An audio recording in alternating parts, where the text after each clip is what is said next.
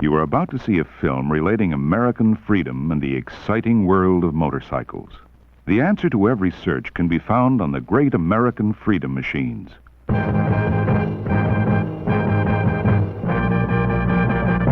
Today we're going to be watching several films that Harley-Davidson produced during the AMF era of the 70s, focusing on marketing the lightweight motorcycles that were so popular at the time. The first one's called The Great American Freedom Machines.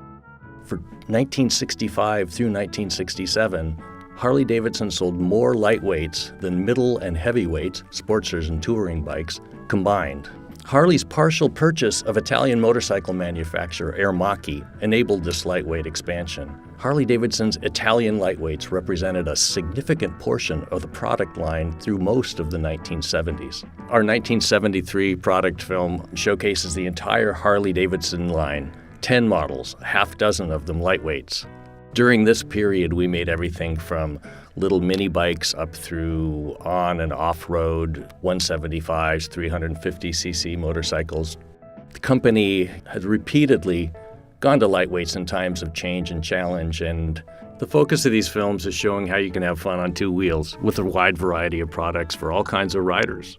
We're trying to tell people they're easy to ride, easy to park, they're economical, both to buy and to operate, but most importantly, they're fun. The Great American Freedom Machine starts with a young boy sort of looking bored, and then a shortster magically seems to ride up in front of him, and he literally levitates in happiness before running sort of cartoon-like down the hill and hopping on. A lot of this film looks very 1970s, with the soft focus, nice little lens flare pops happening.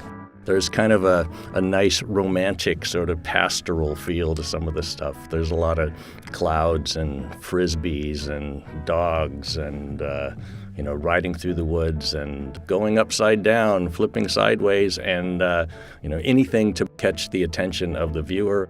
Many of the films that Harley-Davidson produced during this era, not surprisingly, were shot in the Milwaukee area, and people who know the city can see everything from the Hone Bridge being constructed to the old county stadium. But there's also footage from the Boot Hill in Daytona and a great little sequence of nighttime riding along Hollywood Boulevard in 1972-73.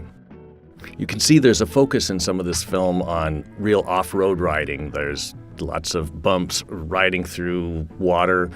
You see a log in the road and you purposely ride over it rather than avoid it. There's a conscious differentiation between, kind of our touring and cruising line of heavyweights and what we're showing is possible on these smaller lightweights.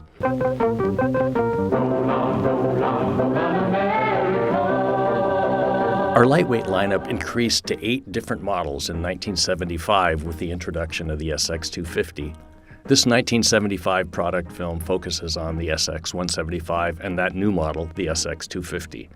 In the 80s and 90s, the company really did focus on touring and cruising bikes, and that kind of created this misconception that that's what Harley does. Throughout its history, though, Harley-Davidson has produced a wide variety of bikes for all sorts of motorcycling activities.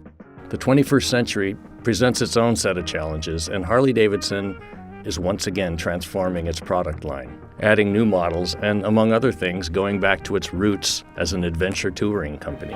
Harley-Davidson, the greatest name on two wheels.